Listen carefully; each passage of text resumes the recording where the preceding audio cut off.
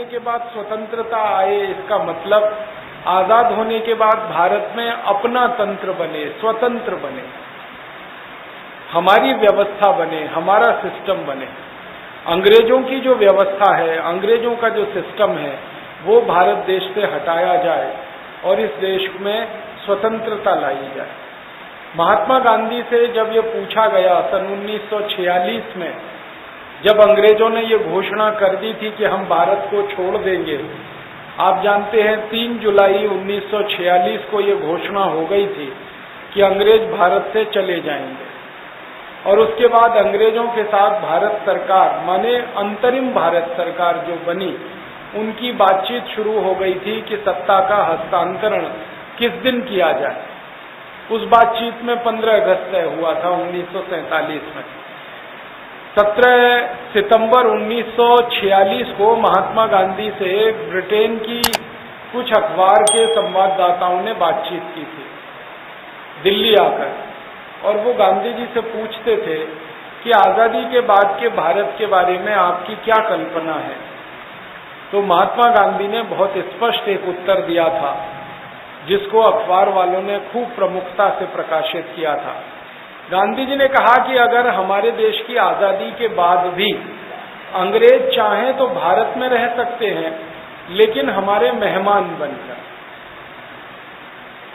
हम अंग्रेजों को अपने भारत देश में मेहमान बनाकर रख सकते हैं। वो चाहें तो इस देश में रहें, इस देश की आबो हवा अगर उन्हें पसंद है, इस देश की जलवायु अगर उन्हें पसंद है, इस देश में रहना उन्हें अच्छा लगता है, तो हम चाहेंगे कि वो मेहमान बनकर रहें, हमारे गेस्ट बनकर रहें।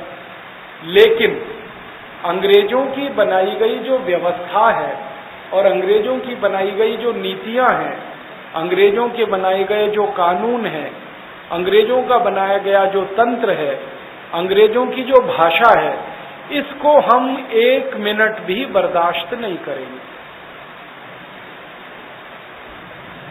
महात्मा गांधी के बारे में सारी दुनिया ये जानती है और कहती है कि वो कड़े शब्दों का इस्तेमाल बहुत कम करते थे, क्योंकि वो मानते थे कि कड़े शब्दों का इस्तेमाल करना बोलने की हिंसा है।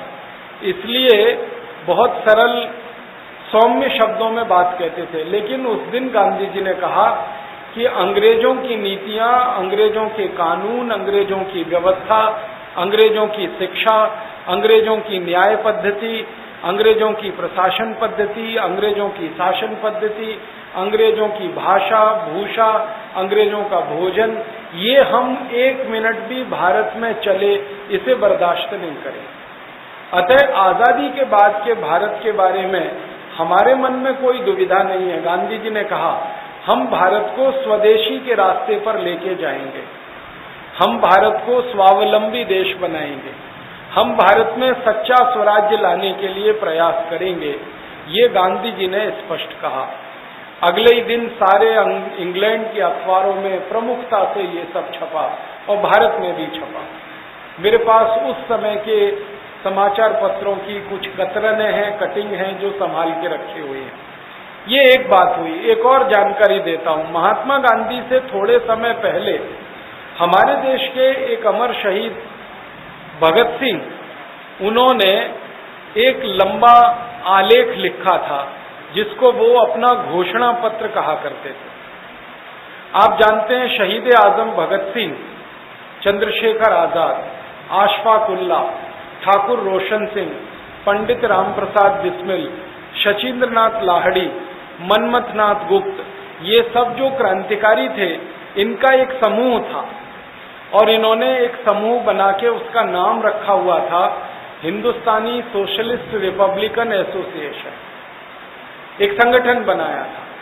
ये संगठन बना था सन 1924 में, वाराणसी में बना था, और इस संगठन की बार बार कई सभाएं हुई थी। उस सभा में पंडित राम प्रसाद बिस्मिल को इस संगठन का अध्यक्ष चुना गया था।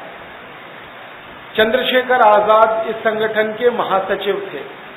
मनमथ नाथ गुप्त इस संगठन के कोषाध्यक्ष हुआ करते थे। अशफाक उल्लाह को इस संगठन का प्रचार प्रसार का दायित्व दिया गया था। ऐसे अलग अलग जिम्मेदारी लेकर यह संगठन बना 1924 में, और इस संगठन का ये कहना था कि अंग्रेज हिंदुस्तान से अपने आप नहीं जाएंगे, इनको मार के भगाना पड़ेगा, क्योंकि इनके मुंह में भारत की लूट का खून लग गया है, इसलिए ये आसानी से भारत को नहीं छोड़ेंगे, इनसे भारत को छुड़ाना पड़ेगा और शायद उसके लिए हिंसा करनी पड़ेगी। महात्मा गांधी अहिंसा के रास्ते पर चलकर देश की आजादी की बात करते थे। भगत सिंह, चंद्रशेखर आजाद, रामप्रसाद बिस्मिल जैसे क्रांतिकारी हिंसा के रास्ते पर चलकर देश को आजाद कराने की बात किया करते थे। इसी तरह हमारे देश में एक क्रांतिकारी थे सुभाष चंद्र बोस, वो भी मानते थे कि अंग्रेजों के ऊपर कोई बड़ा हमला करना पड़ेगा, कोई फौज बनानी पड़ेगी, कोई सेना तैयार करनी पड़ेगी और उस हमले के बाद ही शायद अंग्रेज भारत को छोड़ेंगे। तो भारत के कुछ क्रांतिकारी जो हिंसा के रास्ते पर चलकर आजादी चाहते थे और भारत के कई महापुरुष महात्मा गांधी जैसे अहिंसा के रास्ते पर चलकर देश को आजाद कराना चाहते थे। उद्देश्य दोनों का एक ही था, देश की आजादी। मैं इन दोनों क्रांतिकारियों को ऐसा मानता हूं जैसे हमारे यहाँ कैंची होती है ना, कैंची, उसमें दो धार वाले पाले होते हैं, एक हिंसा वाला मान लो, एक अहिंसा वाला। काटने का काम वो दोनों ही करते हैं।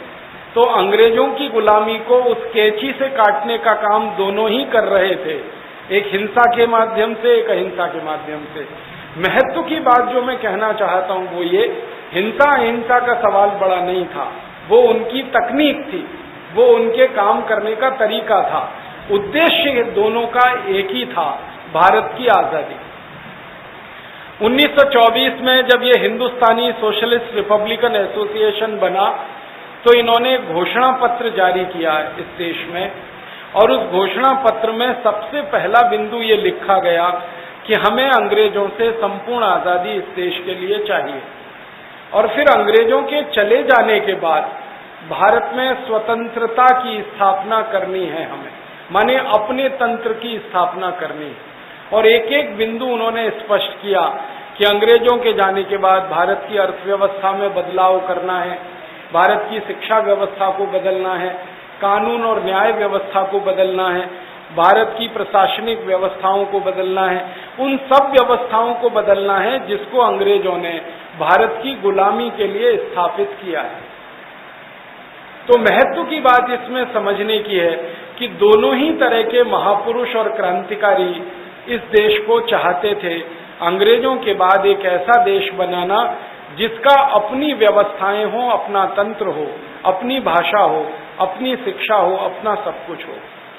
अब मैं आता हूं आज की बात पर कि अंग्रेजों के पहले के क्रांतिकारियों ने जो सपना देखा आजादी के बाद का, अब आजादी के 62 साल पूरे होने के बाद अगर हम जरा इसका अवलोकन करें तो पता चलता है कि अंग्रेज तो चले गए हैं, लेकिन अंग्रेजियत इस देश में से बिल्कुल नहीं गई है। अंग्रेजियत वैसी की वैसी ही है जो अंग्रेजों के जमाने में थी।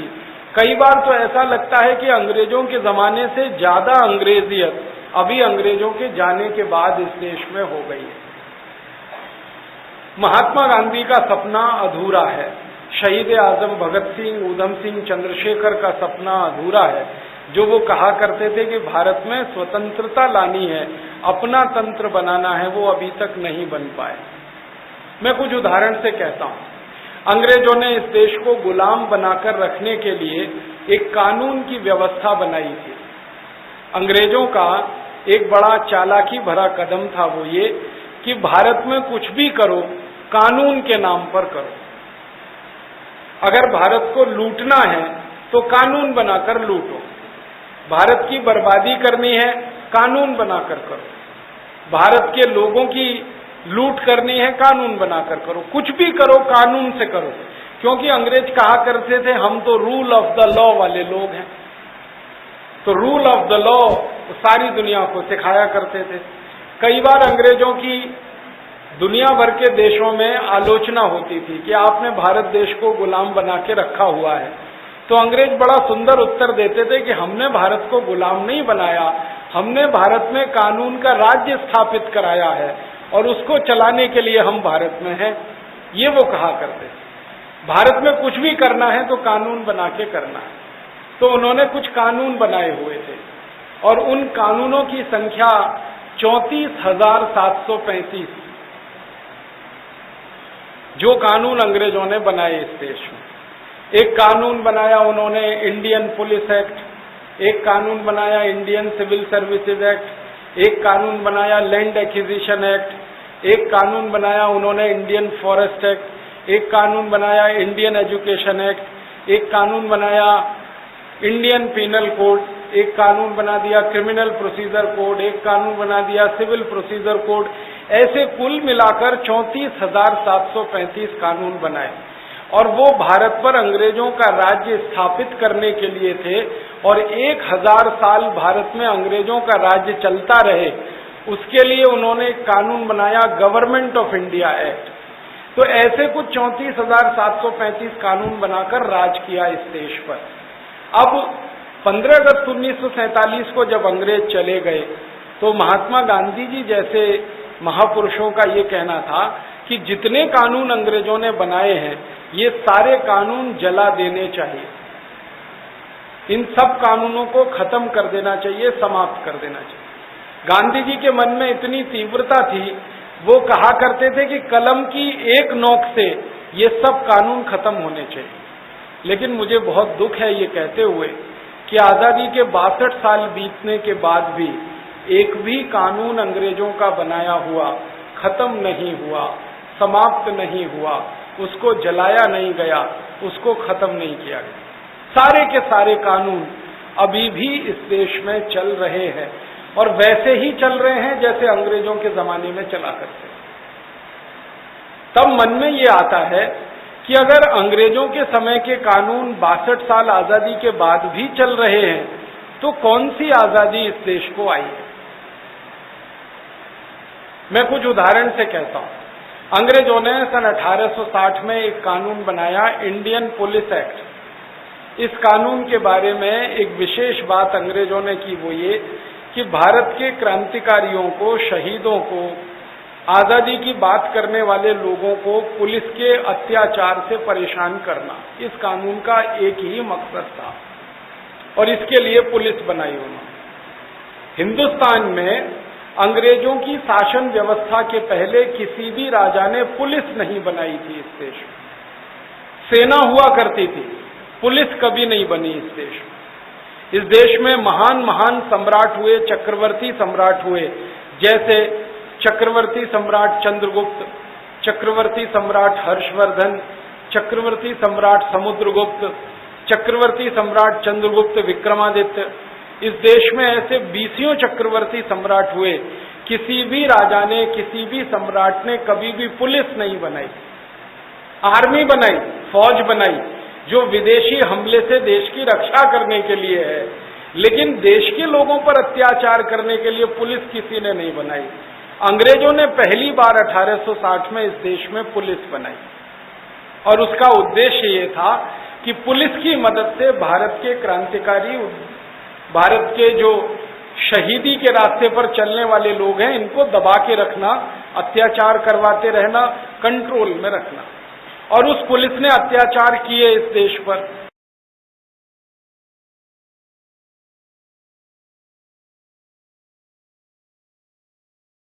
महान पुरुष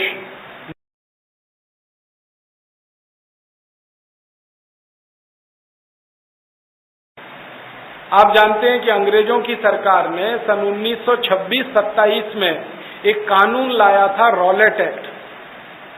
पहले इसको लाया था 1919 में, फिर जलियांवाला बाग हत्याकांड हो गया तो थोड़े दिन के लिए उसको पेंडिंग कर दिया, छोड़ दिया। फिर दोबारा से 1926-27 में उसको लाने की कोशिश थी। उसके खिलाफ लाला लाजपत राय ने एक जुलूस निकाला था। जैसे हम अभी आजकल अपने देश में कोई सरकार की नीति के खिलाफ जुलूस निकालते हैं, वैसे ही लाला लाजपत राय ने एक शांतिप्रिय तरीके से जुलूस निकाला था। उस जुलूस के ऊपर लाठीचार्ज हुआ था और लाला जी को इतनी लाठियां मारी गई थी सिर में कि उनका सिर फट गया था, ब्रेन हेमरेज हो गया था और उनकी मृत्यु हुई थी। लाला जी की मृत्यु जिस अंग्रेज अधिकारी की लाठियों के मारने से हुई उसका नाम था सैंडर्स। इस सैंडर्स नाम के अंग्रेज अधिकारी के खिलाफ शहीद आजम भगत सिंह ने एक FIR किया था, पुलिस में रिपोर्ट दर्ज कराई थी और उसके ऊपर मुकदमा चले सैंडर्स के ऊपर कि उसने बेकसूर लाला लाजपत राय को मार डाला और उसकी सजा उसे मिले। इसके लिए उन्होंने अंग्रेजी अदालत से न्याय की गुहार की थी। जब अंग्रेजी अदालत में ये मामला गया तो सैंडर्स बाइज्जत बरी हो गया, छूट गया, उसको कोई सजा नहीं हुई। कारण क्या था? अदालत में जब बहस हुई कानून के पक्ष पर तो पता चला सैंडर्स ने अपना पक्ष रखा कि मैंने लाला लाजपत राय को लाठियों से मारा क्योंकि मेरी ड्यूटी थी, मेरा कर्तव्य था और ये कर्तव्य करने के लिए मुझे अधिकार मिला है और वो अधिकार मुझे एक कानून ने दिया है और उस कानून का नाम है इंडियन पुलिस एक्ट। तो इंडियन पुलिस एक्ट कानून के अधिकार से मुझे ये मिला, मैंने लाला जी को लाठियों से मारा, अब मेरा इसमें कोई कसूर नहीं कि उनकी मृत्यु हो गई, कानून ये कहता है। तो अंग्रेज जज ने उस कानून का पक्ष लेते हुए कहा, उसने टिप्पणी भी की थी कि हम इस अदालत में न्याय कर पाए न कर पाए लेकिन कानून के आधार पर फैसला जरूर दे सकते हैं और फैसला यह है कि सैंडर्स को बाइज्जत बरी किया जाता है, क्योंकि इंडियन पुलिस एक्ट में हर पुलिस अधिकारी को राइट टू ऑफेंस है, पिटने वाले को राइट टू डिफेंस नहीं है।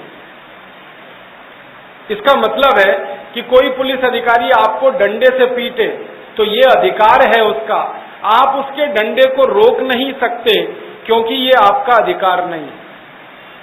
अगर पुलिस वाला डंडे मार रहा है और आपने डंडा पकड़ा तो कानून आपके खिलाफ है, पुलिस वाले के समर्थन में है, ये व्यवस्था है।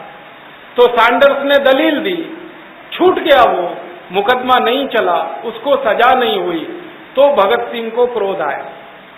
और भगत सिंह अकेले नहीं थे जिनको क्रोध आया, चंद्रशेखर आजाद को क्रोध आया, उनके सब साथियों को क्रोध आया और इन लोगों ने एक फैसला लिया कि अंग्रेजी अदालत और कानून ने तो न्याय नहीं दिया, अब हम अपने हाथों से न्याय करेंगे। और अपने हाथों से न्याय करने के लिए उन्होंने एक संकल्प लिया और उस संकल्प की पूर्ति के लिए सैंडर्स की हत्या कर दी। शहीद आजम भगत सिंह ने सैंडर्स को गोली मारी थी, वो कहानी आप सब जानते हैं, और एक नहीं 3 गोलियां मारी थी। भगत सिंह जी को किसी ने कहा था कि आपने एक गोली मारी, इसी में मर गया था वो, तो 2 और क्यों मारी आपने? तो भगत सिंह ने कहा था कि मुझे गुस्सा इतना था उसके खिलाफ कि और रिवॉल्वर में गोली होती तो वो भी उतार देता उसकी छाती में, भले वो एक ही गोली में मर गया था। और आप जानते हैं कि इसी सैंडर्स वध में शहीद आजम भगत सिंह को फांसी की सजा हुई थी और उस फांसी की सजा के बाद उन्होंने कहा कि मुझे कोई अफसोस नहीं है कि मैं फांसी पर चढ़ जाऊंगा और मुझे कोई अफसोस नहीं है कि मेरा जीवन खत्म हो जाएगा, लेकिन मुझे इस बात का संतोष है कि जो न्याय अंग्रेजों की न्याय व्यवस्था ने मुझे नहीं दिया वो न्याय मैंने मेरे हाथों से ले लिया।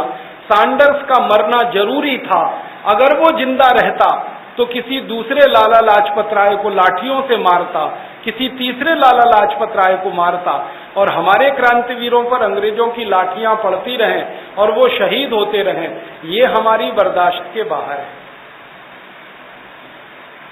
एक बार लाहौर की जेल में जब शहीद आजम गिरफ्तार थे, भगत सिंह को रखा गया था लाहौर की जेल में, तो कई बार अखबार वाले उनको मिलने आते थे और वो अखबार वाले अक्सर उनसे पूछा करते थे कि अब आपकी इच्छा बताओ वो क्या है।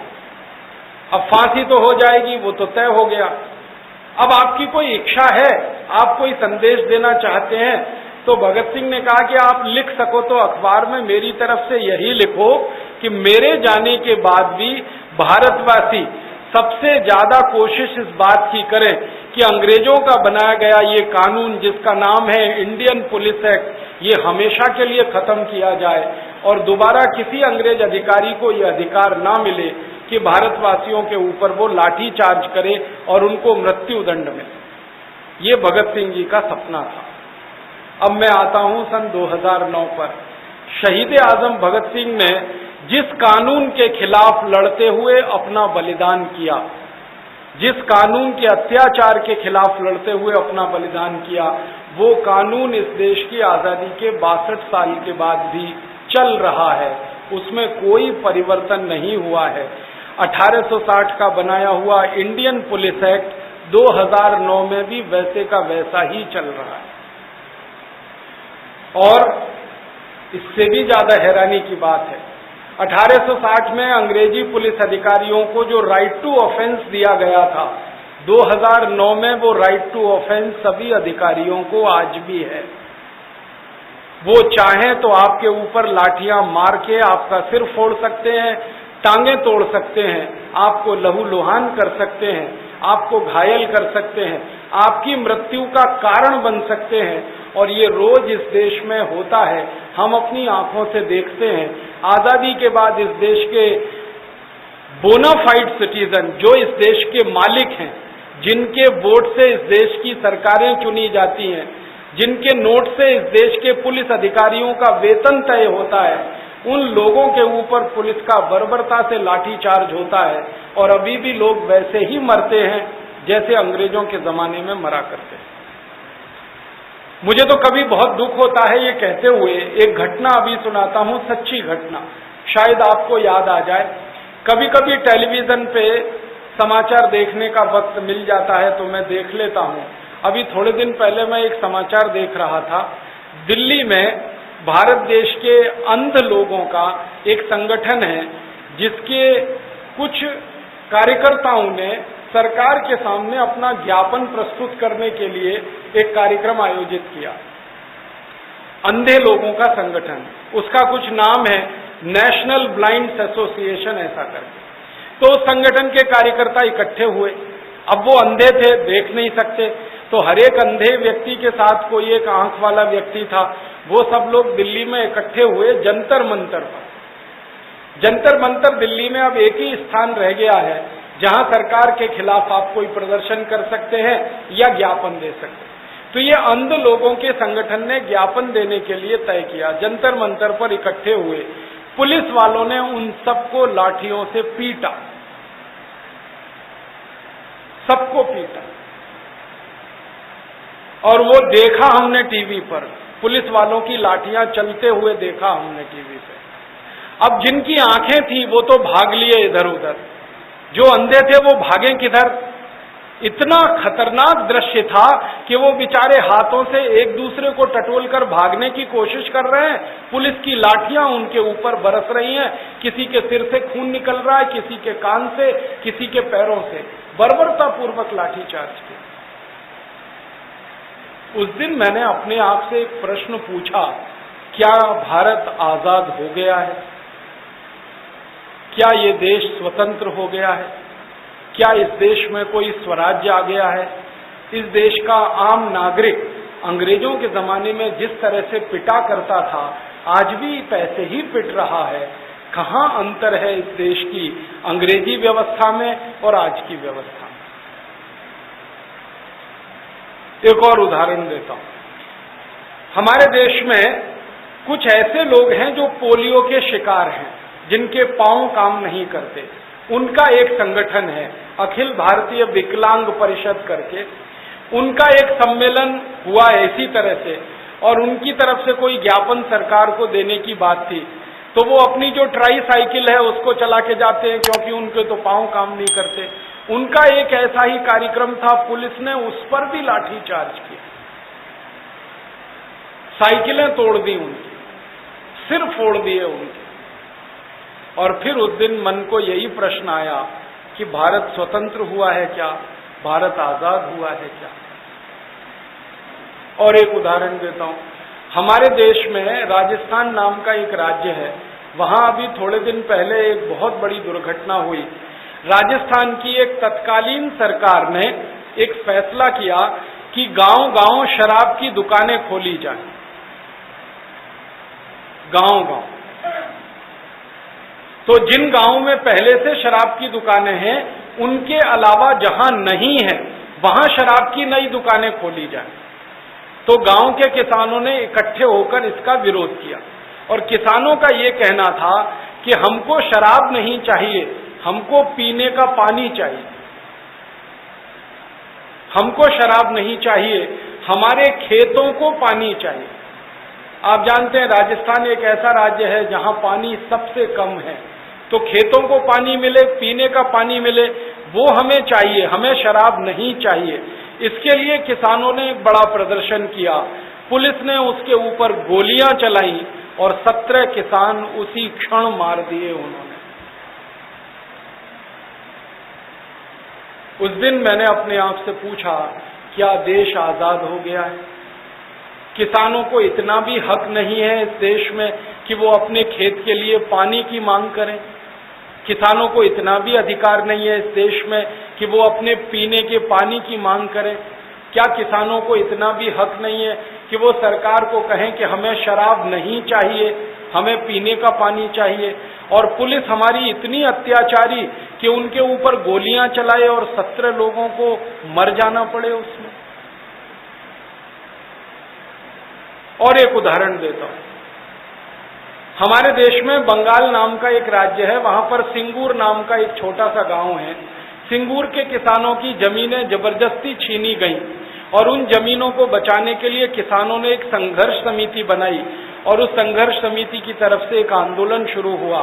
पुलिस ने उस आंदोलन को करने वालों के ऊपर बार बार गोलियां चलाई हैं और उनमें 24 लोग अभी तक मार डाले हैं उन्होंने। और खाली गोलियां नहीं चलाई हैं, पुलिस के जवानों का इतना ज्यादा वहशीपना हमने देखा, क्योंकि मैं तो सिंगूर जाके आया, कि उन्होंने आंदोलन करने वालों के परिवार की मां, बहन, बेटियों की इज्जत को तार तार कर दिया, उनके साथ बलात्कार किया, उनका मनोबल तोड़ने के लिए।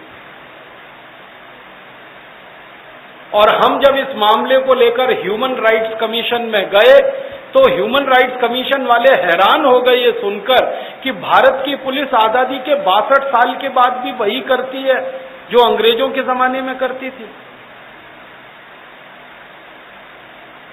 सिंगूर जैसा ही एक छोटा सा गांव है नंदीग्राम, वो भी बंगाल में है और वहां भी यही हुआ। नंदीग्राम के किसानों की जमीनें छीनी गई जबरदस्ती, वो बेचना नहीं चाहते फिर भी छीनी गई और उन सभी किसानों को लाठियों से मारकर, गोलियों से घायल करके जबरदस्ती जमीनें लेने का काम सरकारें करती रही, पुलिस उनमें उनका सहयोग करती रही। और ये तो कुछ घटनाएं मैंने ऐसी बताई हैं जो आप सब लोग पहले से जानते हैं, सुनी है, पढ़ी हैं। ऐसी घटनाएं इस देश में हर दिन घटित होती हैं।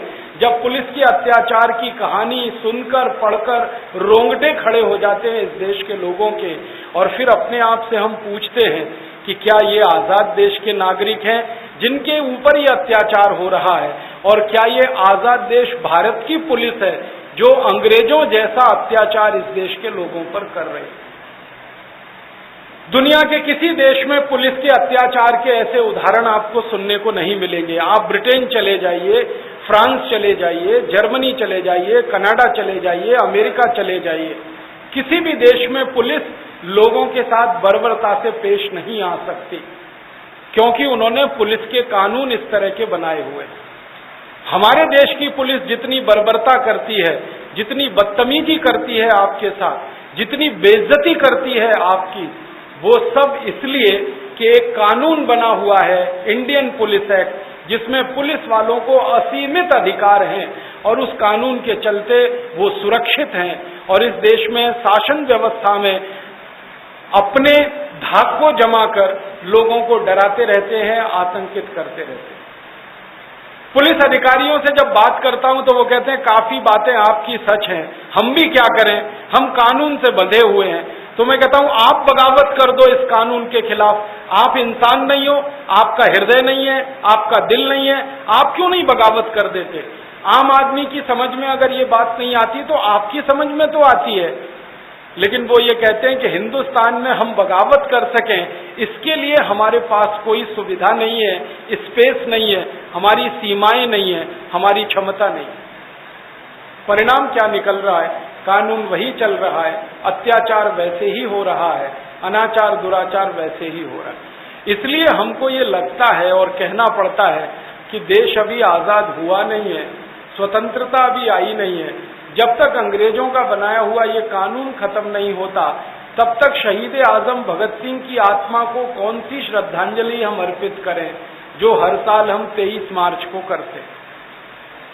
जिस कानून के खिलाफ लड़ते उन्होंने जान दी है, जिस कानून के खिलाफ लड़ते लाला लाजपत राय ने जान दी है, अगर वही कानून इस देश में चल रहा हो तो लाला जी को कौन सी श्रद्धांजलि अर्पित हम कर सकते हैं आजादी के 62 साल? ये गंभीर प्रश्न है। ऐसा ही एक और गंभीर प्रश्न है। अंग्रेजों ने हिंदुस्तान के नागरिकों को लूट करने के लिए, सारे संसाधन अपने हाथ में लेने के लिए कई कानून बनाए थे। उनमें से एक कानून है लैंड एक्विजिशन एक्ट, भूमि के अधिग्रहण का कानून। इसको अगर दूसरे शब्दों में कहें तो जमीन के छीनने का कानून। अधिग्रहण तो बहुत अच्छा शब्द है। अधिग्रहण में क्या होता है, मेरी खुशी से मैं जमीन बेचता हूं और दूसरा अपनी खुशी से उसे खरीदता है, वो अधिग्रहण होता है, जिसमें मेरी इच्छा मेरी खुशी शामिल है। जहां मेरी इच्छा और मेरी खुशी नहीं है और जबरदस्ती कोई मेरी जमीन को छीनता है, वो छीनना है, लूटना है, वो अधिग्रहण नहीं। लेकिन कानून में उसका भाषांतर ऐसे ही किया गया है, भूमि अधिग्रहण अधिनियम। अब ये कानून कभी बनाया था एक अंग्रेज ने, जिसका नाम था डलहौजी। डलहौजी एक अंग्रेज अधिकारी था, भारत में आया और उसने इस देश में वो कानून बनवाए। कानून बनाने के पीछे का उद्देश्य क्या था? भारत के किसानों से जमीनें छीनकर ईस्ट इंडिया कंपनी और अंग्रेजों की संपत्ति बनाना, ये उसका उद्देश्य था। कानून लंदन में पास हुआ, ब्रिटिश पार्लियामेंट में उस पर बहस हुई, बहस होने के बाद पास हुआ, इस देश में लागू किया गया। लागू होते ही डलहौजी ने इस कानून के आधार पर जमीनें छीनना शुरू किया। डलहौजी ने एक डायरी लिखी है अपनी, उस डायरी के कुछ पन्ने हम लोगों के हाथ में हैं। उसमें वो लिखता है कि मैं एक एक गांव में जाता था और एक मीटिंग ऑर्गेनाइज करता था। गांव के पंचायत घर पर नोटिस लगाया जाता था, गांव वालों को बुलाया जाता था और उनसे एक ही सवाल पूछा जाता था कि जो जमीनें आपके हाथ में हैं, इसका आप हमें प्रमाण पत्र दो कि ये जमीन आपकी है। कोई कागज हमें दिखाओ जिससे ये सिद्ध हो कि ये जमीन आपकी है। तो भारत के ज्यादातर किसान कहा करते थे कि हमारे यहाँ कागजों पर लिखकर जमीन का हस्तांतरण नहीं होता, हमारे देश में तो जमीन का हस्तांतरण परंपरा से होता है। मेरे पिताजी, उन्होंने मुझे जमीन दे दी, मैंने मेरे बेटे को दे दी, उसने अपने बेटे को दे दी, इस तरह से जमीन का हस्तांतरण हुआ करता है। तो ज्यादातर किसान ये उत्तर देते थे। तो डलहौजी कहता था आपके पास जमीन का कागज नहीं है, लिहाजा ये जमीन आपकी नहीं है, अब ये अंग्रेज सरकार की जमीन है। तो एक एक दिन में 25-25 हजार किसानों से जमीनें छीनी जाती थी। डलहौजी जितने दिन इस देश में रहा, उस डलहौजी के अपने कहे हुए शब्दों की बात मैं कह रहा हूं, वो कहता है कि अंग्रेज प्रशासन ने मेरे इस कानून की मदद से 10 करोड़ किसानों से जमीनें छीन ली। 10 करोड़ किसानों से जमीनें छीन ली और 1-2 हेक्टेयर नहीं, करोड़ों हेक्टेयर जमीनें छीन। और वो सारी जमीनें अंग्रेज सरकार की संपत्ति हो गई इस कानून से, लैंड एक्विजिशन एक्ट। जमीन का मुआवजा कभी किसी किसान को नहीं दिया गया। क्यों? उन्होंने घोषणा कर दी कि ये किसान तो मालिक है ही नहीं इस जमीन के, मुआवजा इनको क्या देना है, इनके पास तो इलीगल पोजेशन था, हमने छीन लिया, अब उसको लीगलाइज कर रहे हैं हम। ये डलहौजी का तर्क था। डलहौजी क्या कहता था? किसानों के पास कागज नहीं है जमीन के, इसलिए ये इलीगल है, गैर कानूनी है, हम छीन रहे हैं तो इसको कानूनी बना रहे हैं, अंग्रेज सरकार की संपत्ति बना रहे हैं। परिणाम ये हुआ, इस कानून के चलते 10,000 किसान इस देश में भूमिहीन हो गए, लैंडलेस हो गए, जमीन से विहीन कर दिए गए। 10 करोड़ किसान, ये कोई छोटी संख्या नहीं है। जिस समय भारत में ये कानून लागू किया गया था, उस समय इस देश की आबादी 20 करोड़ थी। उस 20 करोड़ आबादी के आधे हिस्से को जमीन से विहीन कर दिया अंग्रेजों ने। तब मुझे समझ में आया कि हमारे देश में इतने सारे किसान भूमिहीन कैसे हैं, इनकी जमीनें कहां गई। क्योंकि अंग्रेजों के आने के पहले इस देश में कभी भी कोई किसान भूमिहीन नहीं रहा। अंग्रेजों के आने के पहले के दस्तावेज बताते हैं हर किसान के पास कम से कम 10 एकड़ जमीन हुआ करती थी इस देश में।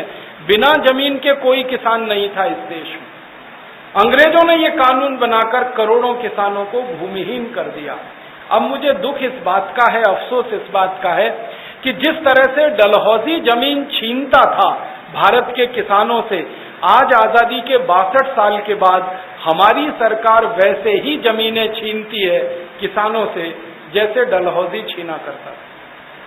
कानून वही है, लैंड एक्विजिशन एक्ट, और उसी कानून के आधार पर हजारों एकड़ें जमीन, लाखों एकड़ें जमीन किसानों से छीनी जाती है।